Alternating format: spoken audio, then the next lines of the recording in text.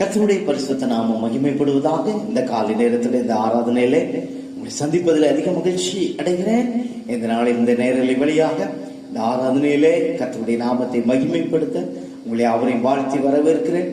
இந்த நாள் கர்த்தரை ஆராதிக்கிற, அவரை மகிமைப்படுத்துகிற உயிர்த்தெழுந்த நாள். இந்த நாளில் அவரை கூடி ஆராதிப்போம். நம்முடைய கவலைகள், பாரங்கள், பிரச்சனைகள் எதுவாயினும் அவைகள் எல்லாவற்றையும் ஆண்டவருடைய சமூகத்தில் இறக்கி வைத்துவிட்டு ஆண்டவரை துதிப்போம். கர்த்தர் தாமே இந்த நாளிலே நம்மை ஆசீர்வதிப்பாராக. தலைவணங்கி கர்த்தரை கண்களை மூடி நாம் கர்த்தரை நோக்கி பார்ப்போம். அன்பின் பரலோக தகப்பனே, இந்த அருமையான நல்ல காலை நேரத்துக்காய், இந்த நாளின் ஆராதனைக்காய் நன்றி. கர்த்தாவே, இந்த நாளை ஆசீர்வதிங்க. இந்த நாளிலே எங்களோடு நேர் பேசுங்க. பாடுகிற பாடல், ஆராதனை எல்லாவற்றையும் கர்த்தர் ஆசீர்வதித்து தாங்க.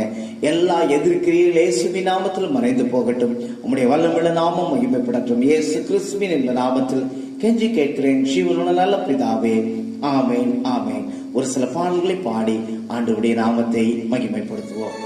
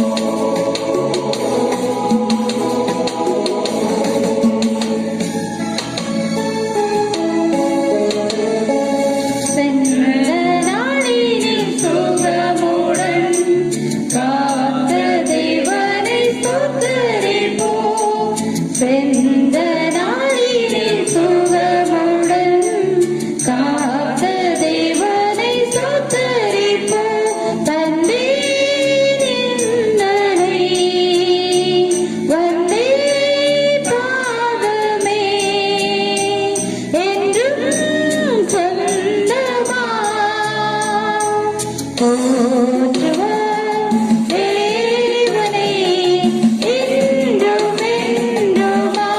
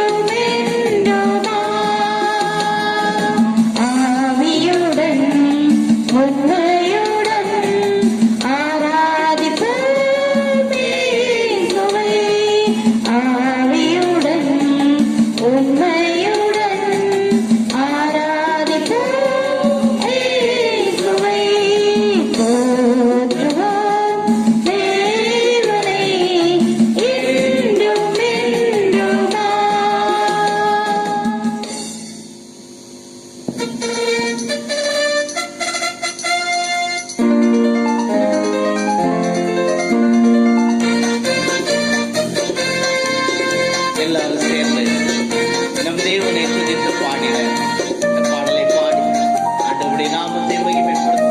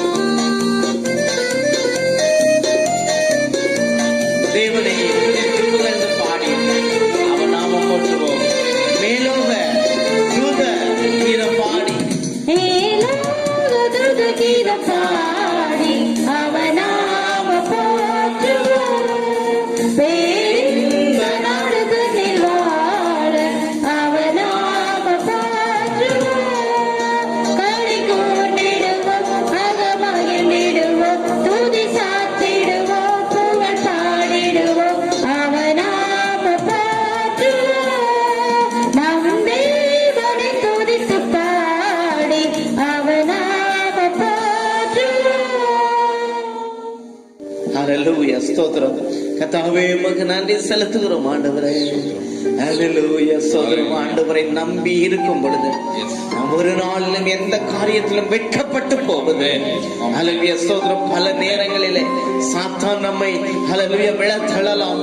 ஹல்லேலூயா, ஸ்தோத்திரம். நம்மை நெருக்கத்தின் பாதையிலே நம்மளை கொண்டு போகலாம். ஆனாலும் ஆண்டவராகிய இயேசு கிறிஸ்து நம்மோடு கூட இருப்பதினால் ஜெயத்தை நமக்கு தருகிற தேவனா இருக்கிறார். ஹல்லேலூயா, சேர்ந்து பாடலாமா?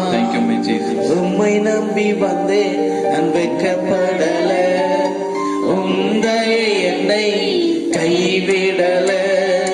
உம்மை நம்பி வந்தேன் நான் வெட்கப்படல, உந்தையை என்னை கைவிடல.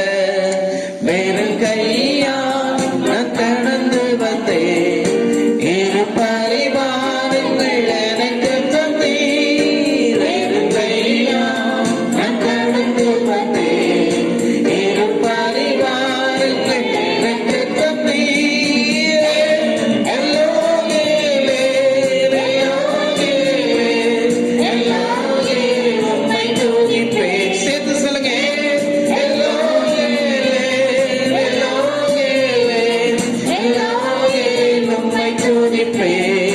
உம்மை நம்பி வந்தேன் நான் வெட்கப்படல, உந்தையை என்னை கைவிடல. உம்மை நம்பி வந்தேன் நான் வெட்கப்படல, உந்தையை என்னை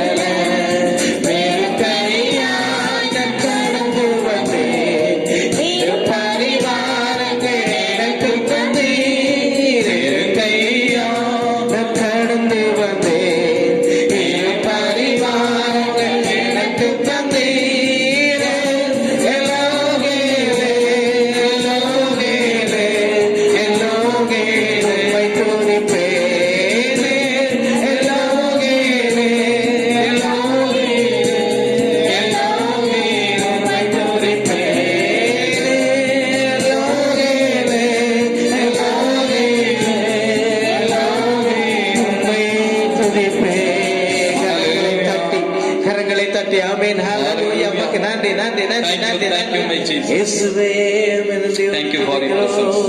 Thank you for your love. ஹalleluya உமக்கு நன்றி. Thank you. நான் உம்மை நம்பி இருக்கிறேன் ஆண்டவரே. Hallelujah. ஆண்டவரை பார்த்து சொல்லுங்க, ஏசப்பா நான் உம்மை நம்பி இருக்கிறேன். Amen. மனிதனையோ பணத்தையோ வேறு எந்த காரியத்தையும் நாங்கள் நம்பி இருக்கல. Amen. உம்மை நம்பி இருக்கிறோம். உம்மை நம்பினவர்கள் ஒரு நாள் விற்கப்பட்டு போவதில்லை. Yes, my Jesus. ஆண்டவரே, நீர் எங்களை ஒவ்வொரு நாளிலும் தாங்கி நடத்துகிறீர். எங்கள் வெட்கத்திற்கு பதிலாக உயர்ந்த மேன்மையான நன்மைகளை எங்களுக்கு தந்து நடத்துகிறவராயிருக்கிறீர். Amen. உடைய கிருபை எங்களுக்கு போதும். Yes. உடைய தயவு எங்களுக்கு போதும். Yes. உடைய காருண்யம் எங்களுக்கு போதும். Yes. இந்த காலை நேரத்துல ஆண்டவரே எங்களையே முழுவதுமாய் உமக்கு தருகிறோம். ஆண்டவரே, Amen. எங்களையே ஜீவ பலியாய் ஒப்பு கொடுக்கிறோம். இந்த ஆராதனை ஏற்றுக்கொண்ட கர்த்தர் எங்களையும் நீர் அங்கீகரித்து எங்களையும் ஏற்றுக்கொண்டு Yes. எங்கள் பலிகளையும் ஆண்டவரை நீர் பொறுப்படுத்து Yes. எங்களை ஆசீர்வதிக்கும்படியாக ஜெபிக்கிறோம். ஜெபிக்கிறோம். நன்மை கிருபையும் தொடரட்டும் ஆண்டவரே. Yes. எல்லா தடைகளை மாற்றி போடுகிற கர்த்தர் உங்களோடு இருந்து நடத்துவேன் என்று சொன்ன ஆண்டவர், நான் உங்களை விட்டு விலகுவதில்லை, உங்களை கைவிடுவதில்லை என்று சொன்ன ஆண்டவர், ஆண்டவரே எங்களை உயர்ந்த அடக்கலத்திலே வைப்பேன் என்று சொன்ன ஆண்டவர், கர்த்தர் சீயோனிலிருந்து உங்களை ஆசீர்வதிப்பார், ஜீவனுள்ள நாளெல்லாம் எருசலேமின் வாழ்வை காண்பாய் என்று சொன்ன தேவன். Yes. உங்கள் வாழ்க்கையிலே நன்மையும் கிருபையும் தொடர போகிறதற்காய் நன்றி. நன்றி. உடைய கிருபைகளோடு இருந்து நடத்தட்டும். Yes. எங்களை முற்றுமாய் தாழ்த்தி அர்ப்பணிக்கிறோம். நீரே பொறுப்படுத்தி நடப்படுத்தணும். நீரே ஆசீர்வதியும். Yes. நாளின் ஆராதனை மீதியான பகுதியை ஆண்டவர் பொறுப்படுத்தி நடத்தும்படியாக ஸ்தோத்திரம். இந்த நாளில் ஹல்லேலூயா கர்த்தரை நோக்கி பார்க்கலாமா? ஹல்லேலூயா Hallelujah. ஹல்லேலூயா ஸ்தோத்திரம். மீதியான நேரத்தை பொறுப்படுத்திக் கொள்ளும்படியா பிரசனா சிஸ்டர் ஜெபிக்கும்படியாக என்னோடு கேட்கிறேன். துதிக்கிறோம் ஸ்தோத்தரிக்கிறோம் ராஜா. அப்பா உன்னதரையுமே நன்றியோடு துதிக்கிறோம் ஸ்தோத்தரிக்கிறோம் ராஜா. பரிசுத்தரையுமே நன்றியோடு துதிக்கிறோம் ஸ்தோத்தரிக்கிறோம் ராஜா. அப்பா ஒருவராய் பெரிய காரியங்களை செய்பவரையுமே நன்றியோடு துதிக்கிறோம் ஸ்தோத்தரிக்கிறோம் ராஜா. அப்பா இம்மட்டுமா எங்களை தாங்கி வந்த உமது கிருபைக்காக கொடா கொடி ஸ்தோத்திரம் நன்றி ராஜா. அப்பா சுவாமி தகப்பனே, எத்தனையோ அப்பா வேதனைகளும் பாடங்களும் வந்தபோது உமது கிருபையாளங்களை நிலைநிற்க வைத்தீரே ராஜா. மகாபரி தெய்வக்காக கொடா கொடி ஸ்தோத்திரம் ராஜா. நன்றி தகப்பனே. அப்பா சுவாமி தகப்பனே, வாத எங்கள் கூடாரத்தை அணுகாதபடி இம்மட்டுமாய் தேவன் கிருபையாய் காத்து வந்தீரே ராஜா. அந்த மகாபரி தேவக்காக கொடா கொடி ஸ்தோத்திரம் நன்றி ராஜா. அப்பா உமது செட்டைகளின் நிழலில் எங்களை வைத்து பாதுகாத்து கொண்டீரே ராஜா. அந்த மகாபரி தேவக்காக நன்றி செலுத்துகிறோம் ராஜா. அப்பா நீர் எங்கள் பாதுகாவலராக இம்மட்டுமாய் இருந்ததற்காக உம்மை மனதார துதிக்கிறோம் ஸ்தோத்தரிக்கிறோம் ராஜா. அப்பா சுவாமி தகப்பனே, அப்பா அந்த உலகத்தின் மக்கள் எவ்வளவாய் பாதிக்கப்பட்டாலும் அப்பா எங்களை கண்ணுமைக்குள் வைத்து அப்பா ஒரு தீங்கும் அணுகாதபடி இம்மட்டுமாய் கிருபையாய் காத்து வந்தீரே ராஜா. அதற்காக உம்மை மனதார துதிக்கிறோம் ஸ்தோத்தரிக்கிறோம் ராஜா. அப்பா எங்களை முற்றிலுமாக தாழ்த்தி கரத்தில் ஒரு பெருமையாக்கி அர்ப்பணிக்கிறோம் ராஜா. நீர் எங்களை பொறுப்படுத்திக் கொள்ளுங்கப்பா. அப்பா மீதியான ஆராதனை பகுதிகளை தேவன் நாமே பொறுப்படுத்திக் கொள்ளுங்கப்பா. அப்பா இந்த ஆராதனையில் உமது அசை பாடுகளை உணரும்படியாக தேவன் கிருபை செய்தீரே ராஜா. அந்த மகாபரி தெய்வக்காக கொடா கொடி ஸ்தோத்திரம் நன்றி ராஜா. அப்பா சுவாமி தகப்பனே, இந்த ஆராதனையில் பங்கு பெற்ற ஒவ்வொருவரையும் தேவன் அப்பா உமது ஆசீர்வதிக்கும் கரங்களால் ஆசீர்வதிப்பீராக ராஜா. அப்பா அவருக்கு நல்ல சுகபலன் ஆரோக்கியத்தை கட்டளையிடுங்க ராஜா. அப்பா ஒவ்வொருவரின் போக்கு வரவு எல்லாவற்றையும் பாதுகாத்துக் கொள்ளுங்கப்பா. ஒவ்வொருவருக்கும் தேவையான தேவ ஒத்தாசை, தேவ கிருபை, தேவ தயவு, தேவ பாதுகாவல் உண்டாகட்டும் ராஜா. அப்பா உமது செட்டைகளின் நிழலில் வைத்து அப்பா எங்கள் சபை மக்கள் ஒவ்வொருவரையும் பாதுகாத்துக் கொள்வீராகப்பா. அப்பா எங்கள் ஊழியக்கார குடும்பத்தை உமது கரத்தில் ஒப்புக் கொடுக்கிறோம் ராஜா. அப்பா அவர்களையும் ஆசீர்வதிங்க ராஜா. அவர்களுக்கு நல்ல சுகபலன் ஆரோக்கியத்தை கட்டளையிடுங்கப்பா. போக்கு வரவு எல்லாவற்றையும் பாதுகாத்துக் கொள்ளுங்கப்பா. அவர்களுக்கும் தேவையான தேவதாசை, தேவ கிருபை, தேவ தயவு, தேவ பாதுகாவல் உண்டாகட்டும் ராஜா. அப்பா அவர் பணத்தேவையிலாம் சந்திப்பீராக ராஜா. அப்பா சுவாமி உமது வருகையிலே எடுத்துக்கொள்ளக்கூடிய சபையாக எங்கள் சபையை மாற்றுவீராகப்பா. அப்பா உமது எழுப்பதில் வல்லமையா எங்கள் சபை ஊழியரையும் அப்பா சபை விசுவாசிகள் ஒவ்வொருவரையும் எடுத்து பயன்படுத்த போகிற மகாபரி தெய்வக்காக ஸ்தோத்திரம் நன்றி ராஜா. அப்பா சுவாமி தகப்பனை, மீதியான எல்லா ஆராதனை பகுதிகளையும் தேவன் பொறுப்பெடுத்துக் கொள்வீராகப்பா. அப்பா நீர் கிருபையா எல்லாவற்றையும் எங்களுக்கு நடத்தி கொடுக்கிறதற்காக கொடா கோடி ஸ்தோத்திரம் நன்றி ராஜா. எல்லா துதி கன மகிமை ஒருவருக்கு மாத்திரமே செலுத்துகிறோம் ராஜா. இவற்றை நாங்கள் இயேசு கிறிஸ்துவின் நாமத்தில் கெஞ்சி கேட்கிறோம் ஜீவனுள்ள நல்ல பிதாவே, ஆமென். கர்த்தர் ஆசீர்வதிப்பாரா. இன்று வாசிக்க தெரிந்து கொள்ளப்பட்ட சங்கீதம் 121. சங்கீதம் 121. எனக்கு ஒத்தாசை வரும் பர்வதங்களுக்கு நேராக என் கண்களை ஏறெடுக்கிறேன். வானத்தையும் பூமியும் உண்டாக்கின கர்த்தரிடத்திலிருந்து எனக்கு ஒத்தாசை வரும். என் காலை தள்ளாட விட்டால் உன்னை காய்க்கிறவர் உறங்கார். இதோ இஸ்ரவேலை காய்க்கிறவர் உறங்குவதும் இல்லை, தூங்குகிறதும் இல்லை. கர்த்தர் உன்னை காய்க்கிறவர். கர்த்தர் உன் வலது பக்கத்திலே உனக்கு நிழலாயிருக்கிறார். பகலிலே வெயிலாகிலும் இரவிலே நிலாவாகிலும் உன்னை சேதப்படுத்துவதில்லை.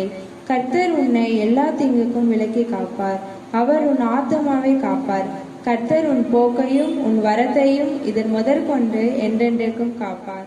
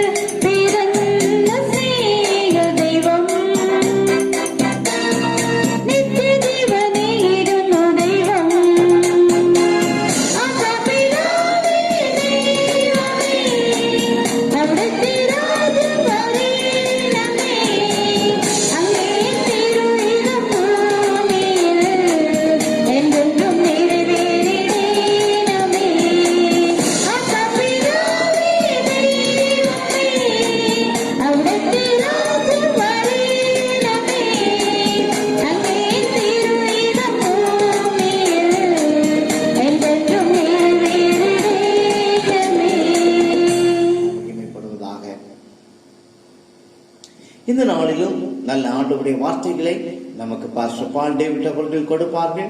உற்சாகமாய் கரங்களை தட்டி அவர்களை வரவேற்போம். இந்த நாளில் ஆண்டவருடைய வார்த்தைகளை கவனமாய் கேளுங்கள். கர்த்தர் நம்மை ஆசீர்வதிப்பாராக. நம்முடைய கர்த்தராகிய இயேசு கிறிஸ்துவின் நாமத்து நிமித்தம் இந்த அலைவரிசை மூலமாக உங்களை சந்திப்பதிலே மிக்க மகிழ்ச்சி. எல்லாரும் இயேசு கிறிஸ்துவின் நாமத்தினாலே வாழ்த்துகிறேன். இயேசு கிறிஸ்துவை சொந்த ரட்சகராக ஏற்றுக்கொள்ளாதவர்கள் ஒருவேளை இதை கேட்டுக்கொண்டும் பார்த்து கொண்டும் இருப்பீர்களாயில் நீங்கள் இயேசு கிறிஸ்துவை சொந்த ரட்சகராக ஏற்றுக்கொள்ள வேண்டியது அவசியம் இருக்கிறது. அப்படி ஏற்றுக்கொண்டவர்களுக்கு இங்கே வேதம் சொல்லுகிறது, அவர் சொல்ல ஆகும், அவர் கட்டளையிட நிற்கும். சங்கீதம் 33:9 சொல்லப்பட்டிருக்கிறது, அவர் சொல்ல ஆகும், அவர் கட்டளையிட நிற்கும். அதுதான் பாருங்க நம்முடைய தேவன்.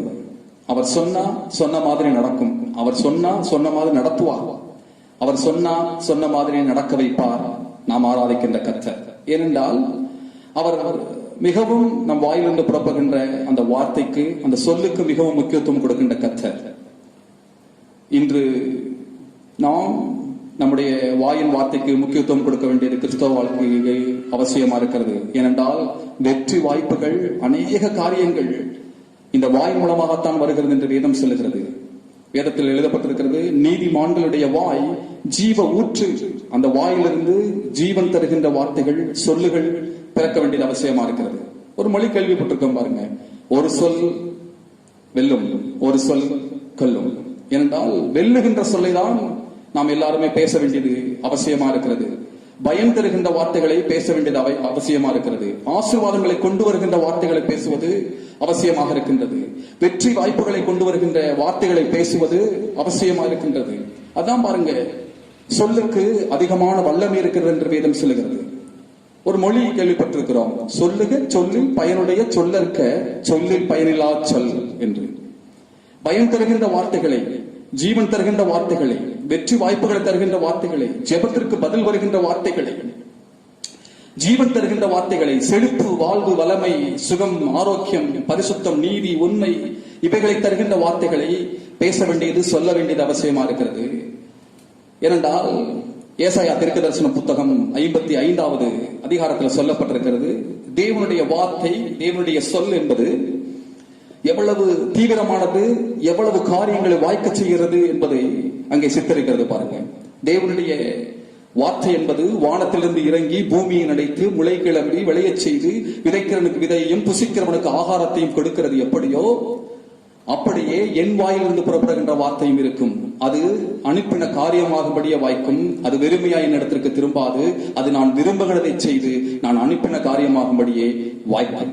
அப்பொழுது தேவனுடைய வார்த்தை என்பது பாருங்க, வாய்க்க செய்கின்ற வார்த்தை, வாய்ப்புகளை ஏற்படுத்துகின்ற வார்த்தை, செழிப்புகளை தருகின்ற வார்த்தை, சுகத்தை தருகின்ற வார்த்தை, வெற்றியை தருகின்ற அந்த வார்த்தை. அந்த வார்த்தை தான் பாருங்க நம்முடைய மனதிலும் நம்முடைய வாயிலும் இருக்க வேண்டியது நாட்களில் அவசியமா இருக்கிறது. இந்த கொரோனா காலங்களில் பாருங்க, எத்தனை காரியங்களை நாம் பேசியிருக்கின்றோம், எத்தனை சுகவீனங்களை பேசியிருக்கின்றோம், எத்தனை பலவீனங்களை பேசியிருக்கின்றோம், எத்தனை தரித்திரங்களை பேசியிருக்கின்றோம், எத்தனை இல்லாமைகளை பேசியிருக்கின்றோம். ஆனால் தேவனுடைய வார்த்தைகளை எவ்வளவு அதிகமாக பேசினோம் என்பது எல்லாரும் சிந்திக்க வேண்டியது அவசியமா இருக்கிறது.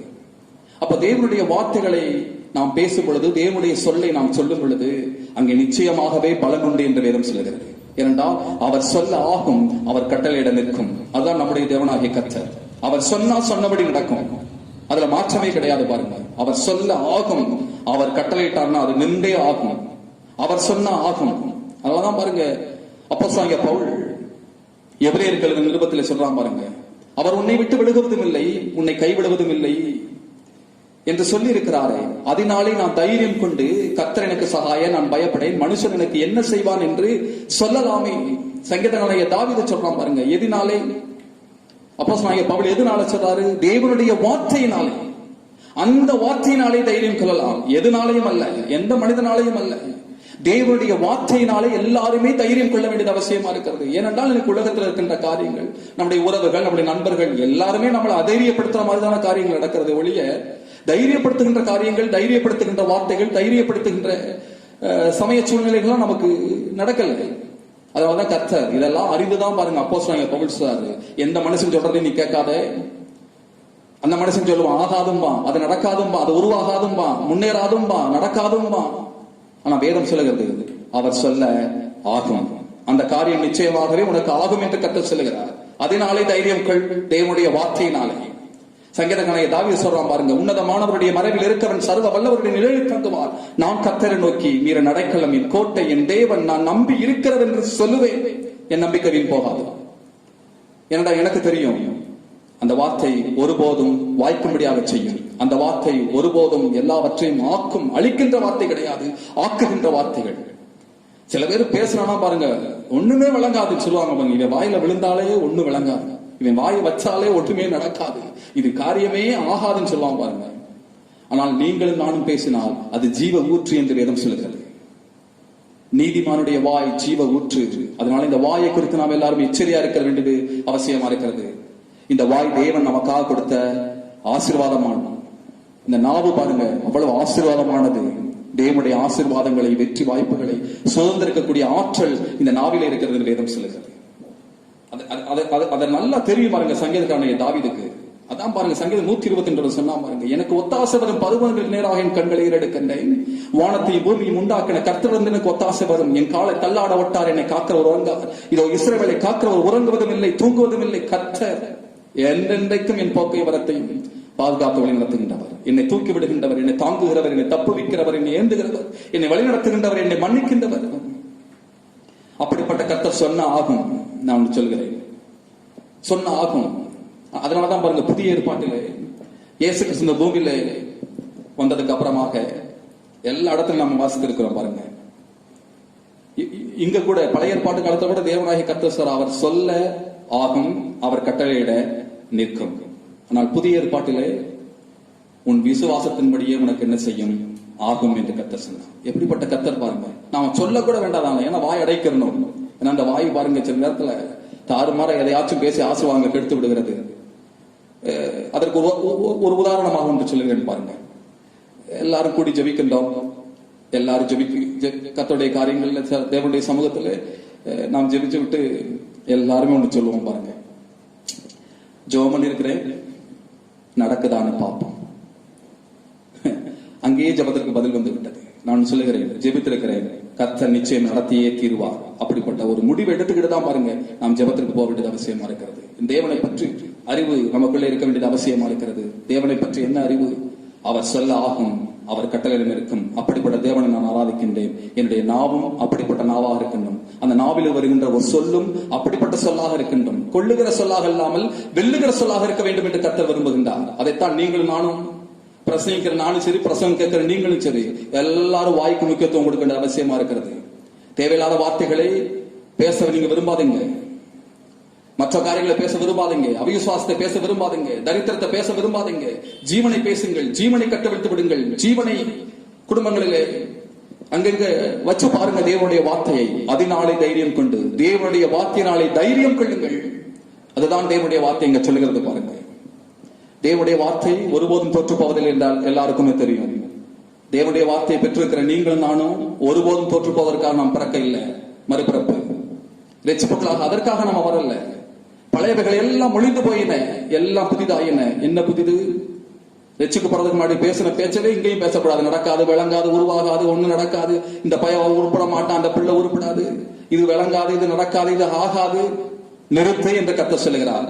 ஆகும், நீ சொன்னாது ஆகும். கர்த்தர் அப்படிப்பட்ட மரியாதை உனக்கு கொடுத்து வைத்திருக்கின்றார். அவர் ரத்தத்தினாலே, அவருடைய கல்வாரி புண்ணியத்தினாலே உன் பிள்ளைகளுக்கும், உனக்கும், உன் குடும்பத்திற்கும், உன் தொழிலுக்கும் கர்த்தர் அப்படிப்பட்ட ஆசீர்வாதங்களை வைத்திருக்கின்றார். அதை சொல்லு என்று கர்த்தர் சொல்லுகிறார். சொல்லு, நாவில சொல்லு. எத்தனை இல்லாமைகளை பேசுகிற, எத்தனை குறைவுகளை பேசுகிற, நிறைவே பேசு என்று கர்த்தர் சொல்லுகிறார். நல்லதை பேசு என்று கர்த்தர் சொல்லுகிறார். நன்மையான காரியங்களை பேசு என்று கர்த்தர் சொல்லுகிறார். கர்த்தரின் மேய்ப்பராய் இருக்கிறார், நான் தாழ்ச்சி அடையேன். அவர் என்னை புல்லுள்ள இடங்களில் மேய்த்து அமர்ந்த தண்ணீர்கள் அடிகளை கொண்டு போய் விடுகிறார். தம்முடைய நாமத்தின் நிமித்தம் என்னை நீதியின் பாதையில் நடத்துகிறார். நான் மரண இருளில் பள்ளத்தாக்கில் நடந்தாலும் பொல்லாப்புக்கு பயப்படேன். தேவரீர் என்னோட கூட இருக்கிறீர். உமது கோலும் உமது அடியும் என்னை தேற்றும்.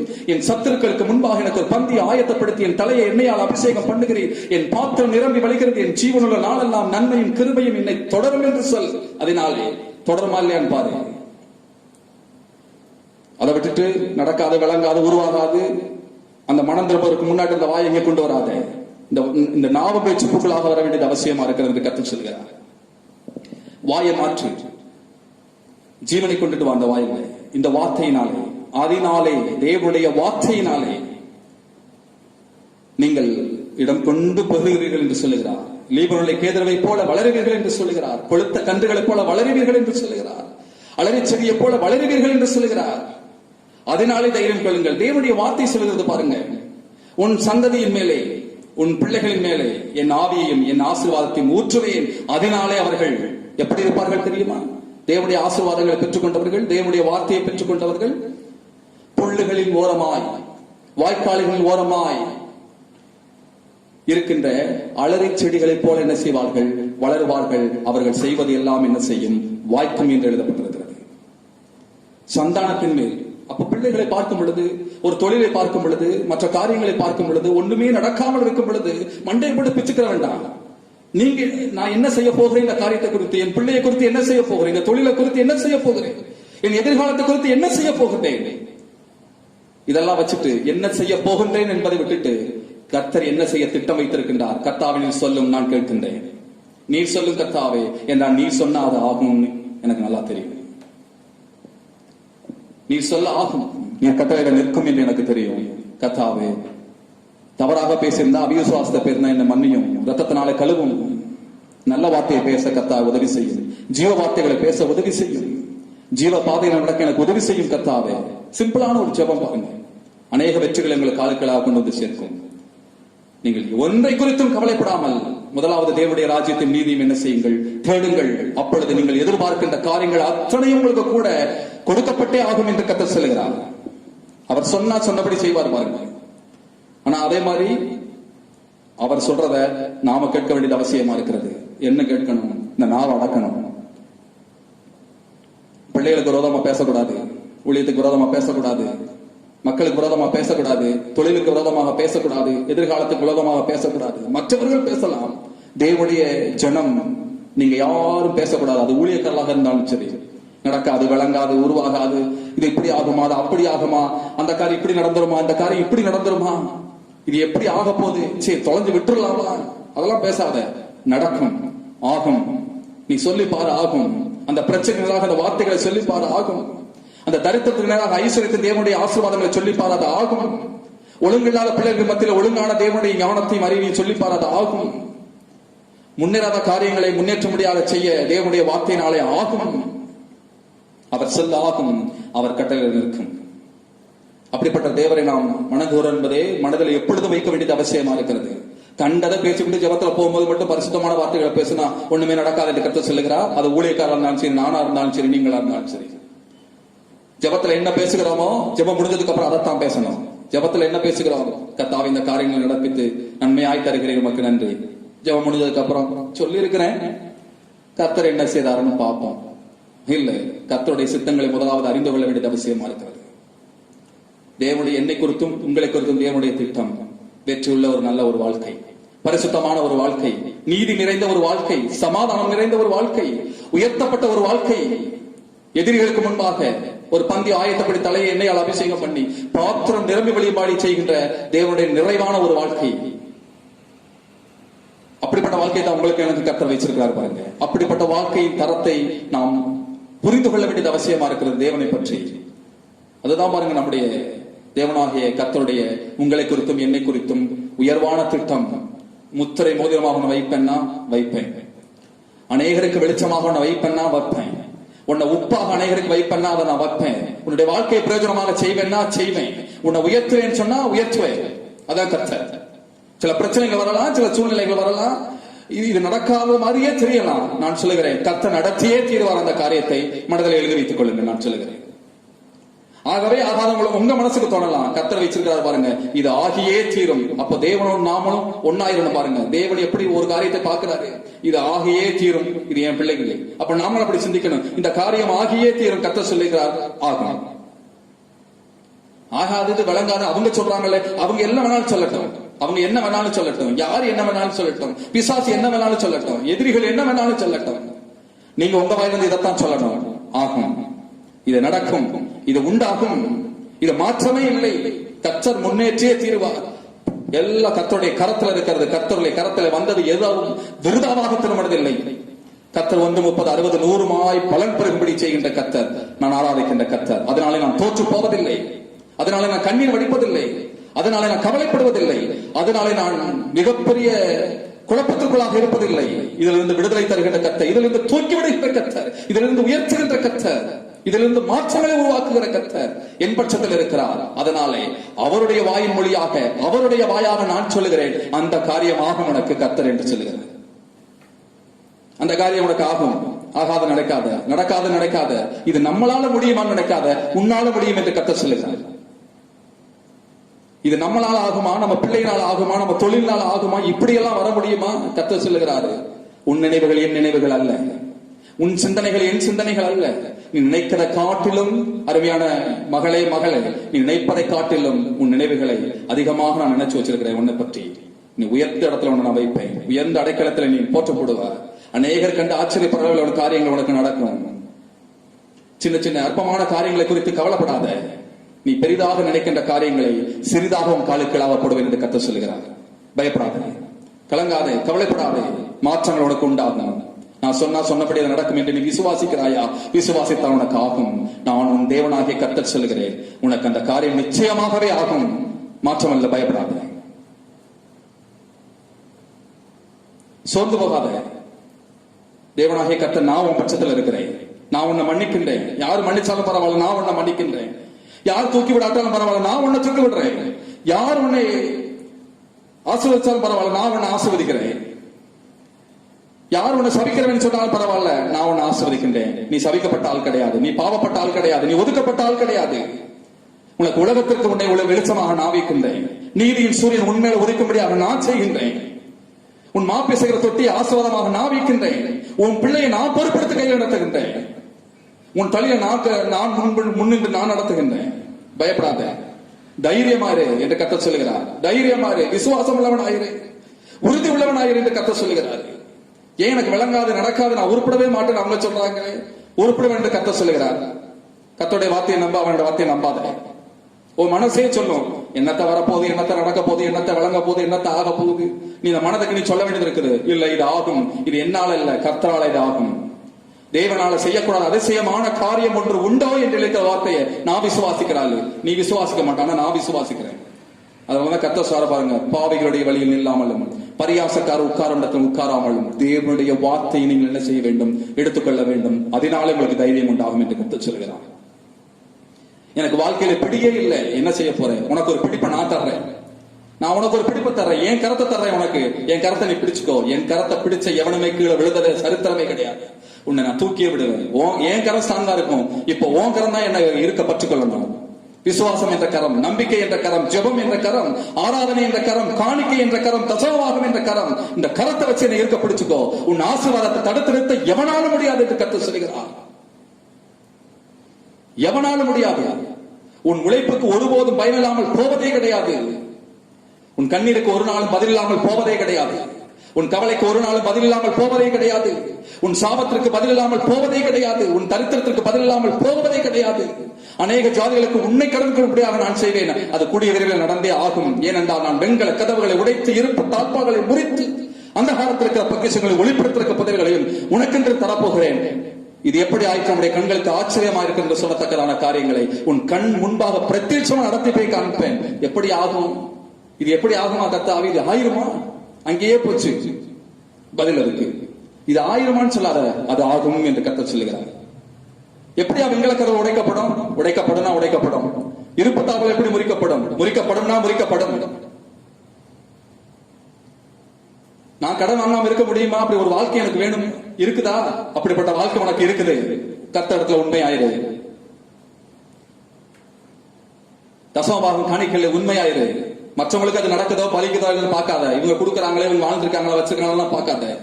தேவனுடைய வார்த்தை பார். பலகணிகளை திறந்து இடம் கொள்ளாமல் போக மட்டும் ஆசீர்வாதங்களை கட்டளையிட்டே நான் தீர்வேன் என்று கர்த்தர் சொல்லுகிறார். அதான் தேவனாகிய கர்த்தர். நான் உனக்கு கட்டளையிடுவேன், நீ பாப்பாத. உன் பிள்ளைகளை நீ பாப்ப. நீடித்த நாட்கள் அவனை திருப்தி ஆக்குவேன். நான் சொன்னபடி செய்வேன். அதை உன் சுகவீனம் உன்னை விட்டு மறைந்து போகும்னா போகும். அந்த வியாதி உன்னை விட்டு அகன்று போகும்னா போகும். அது நீ வேணா சொல்லிப்பாரு. போகுமாயா? அங்கேயே முடிஞ்சிச்சு. போகாதது போகும். நான் நல்லா வந்துருவேனான்னு போடாத, நல்லா வந்துருவேன். எனக்கு முன்னேற்றம் இருக்குதா அப்படி சொல்லாத, எனக்கு முன்னேற்றம் இருக்குது. நான் தேவனுடைய ஆசீர்வாதங்களை சுதந்திரிப்பேனா, அவ்வளவு தகுதியான ஆளா அப்படி நினைக்காத. கர்த்தருடைய ரத்தத்தினால் அவனை தகுதியாக்கி இருக்கிறார், கல்வாரி புண்ணியத்தினால் அவனை தகுதியாக்கி இருக்கிறார். தகுதி ஒன்னால அல்ல, தகுதி அவராலே என்று நினை. தகுதி அவர் என்று உனக்கு கொடுத்திருக்கின்றார், நீதிமான் என்ற தகுதி.